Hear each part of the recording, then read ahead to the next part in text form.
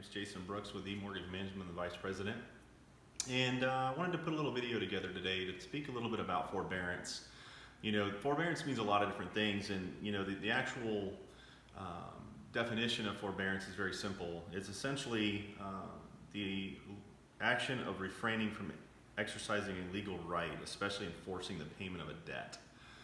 What does that mean in layman's terms? Essentially, we run into this in certain areas of our lives when it becomes, you know, something out of our control that's created a problem financially. So, for example, your mortgage liability. If you had a hurricane scenario like we've just seen recently in the Carolinas, you know, you have the ability to actually put that debt off to where the mortgage holder or the servicer is not going to enforce the payment.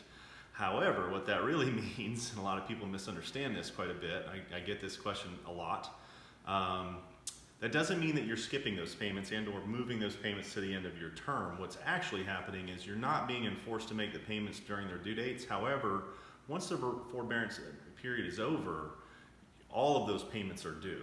And this has gotten lots of people in trouble over the past few years, especially in Florida, Texas, some of the other states that we do a lot of business in. You know, they misunderstand, or the person that's explaining this to them doesn't necessarily give them all the information to make sure they're understanding it in total. You know, there are certain circumstances if you've had catastrophic loss, like let's say you truly did lose lose your home or were displaced into a different area. And those specific situations, they handle those individually, and in those cases they do either modify and or change the payment dates and or push them out.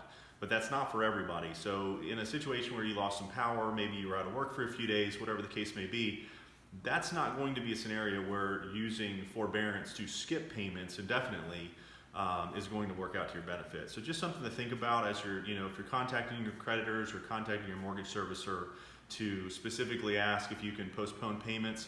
If you've had a true financial hardship as a result of a natural disaster or an individual situation, you know, just be sure that you understand the full ramifications, because it's a lot easier to make those payments, you know, in a monthly fashion than it is to all of a sudden 3 or 4 months down the line have to come up with 3 or 4 payments all at once.